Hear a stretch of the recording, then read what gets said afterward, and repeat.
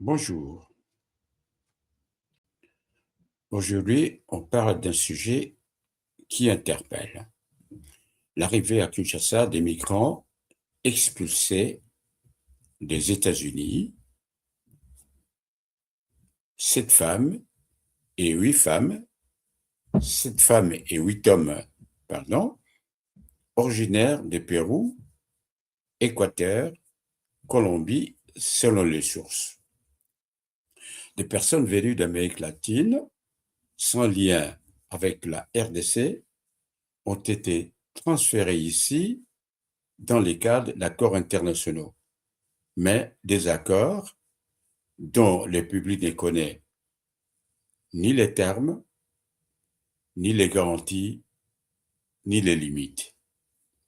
La première ministre, interrogée sur ce sujet, paraissait peu à l'aise de répondre à la question du journaliste de TV5.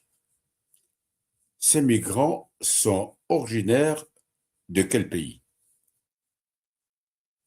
Écoutons l'analyse sur ce sujet de la chaîne New World Officiel TV.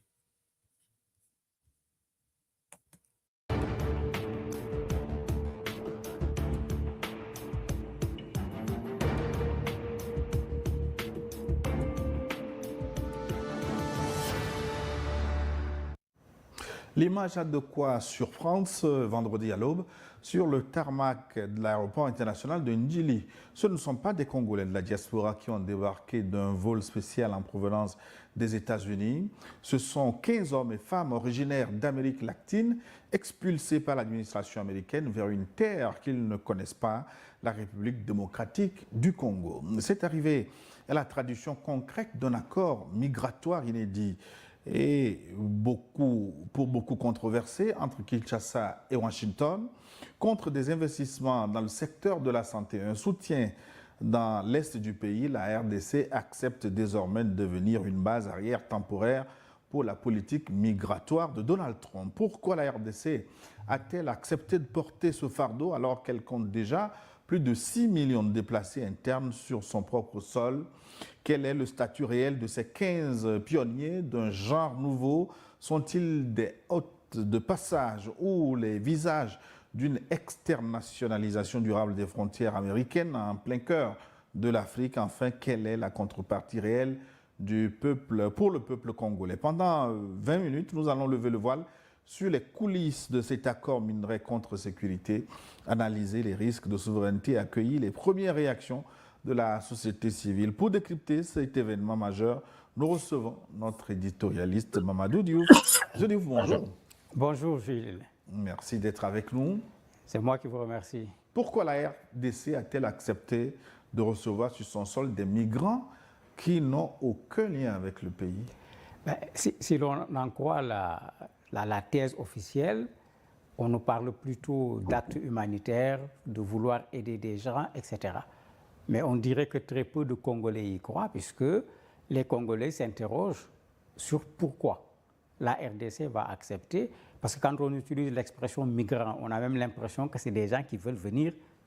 Ceux qu'on envoie au niveau de la RDC ne veulent pas du tout du continent africain. Je ne dis pas de la RDC. Ils ne veulent aller dans aucun pays du continent africain, encore moins au niveau de la RDC.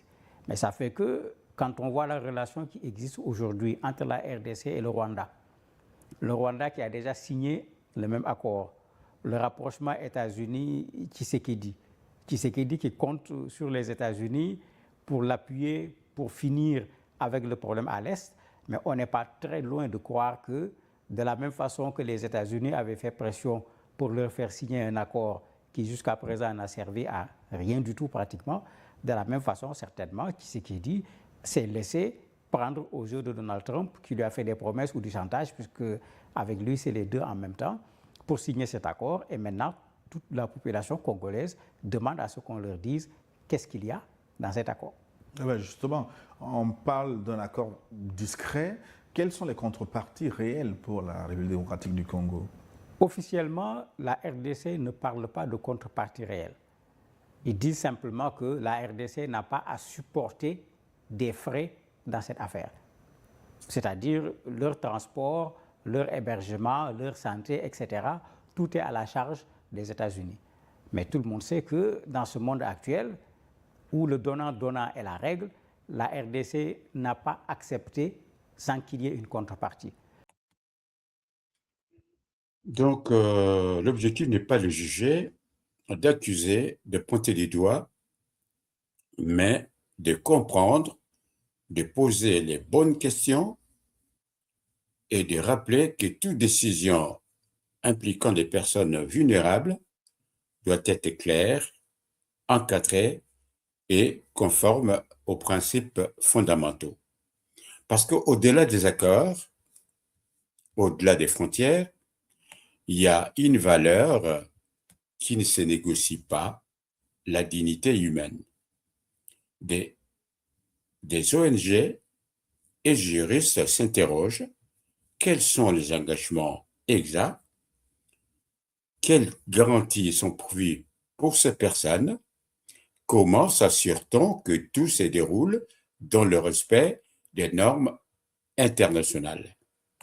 Ce sont là des questions essentielles, légitimes, qui méritent des réponses claires.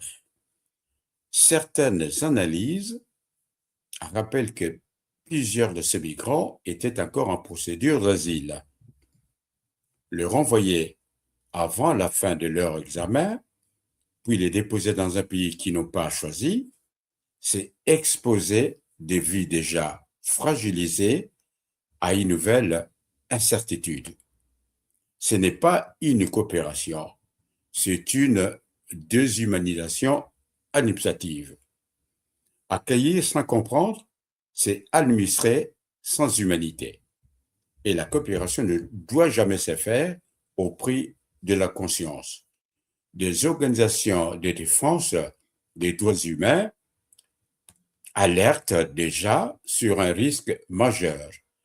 Transformer un pays en zone de transit forcé, sans débat démocratique, sans cadre clair et sans protection suffisante pour les personnes concernées.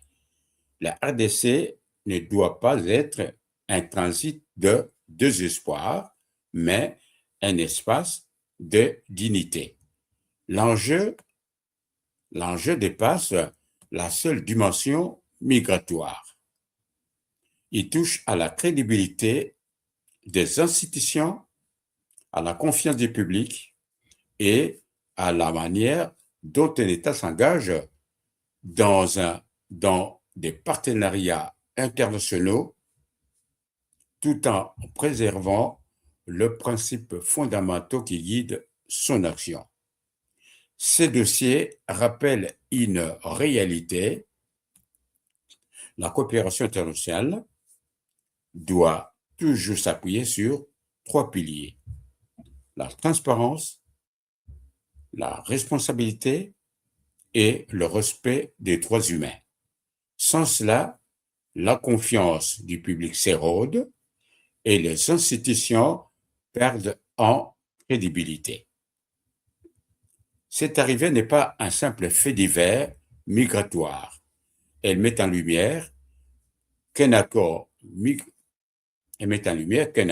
migratoire encore flou soulève des interrogations sur la souveraineté congolaise, révèle un malaise profond autour de la transparence des décisions prises au nom du pays. Je reprends pour la bonne compréhension: cette arrivée n'est pas un simple fait divers migratoire, elle met en lumière un accord migratoire encore flou, soulève des interrogations sur la souveraineté congolaise et révèle un malaise profond autour de la transparence des décisions prises au nom du pays. Car l'enjeu dépasse ces migrants et touche à la crédibilité même de la nation. La RDC ne peut pas devenir, par défaut, des décisions unilatérales d'autres puissance. Qu'en pensez-vous? Dites-le en commentaire. Merci beaucoup pour ce temps que vous avez consacré à écouter cette vidéo. N'oubliez pas de vous abonner pour ne pas rater nos prochains décryptages sur la RDC. Au revoir.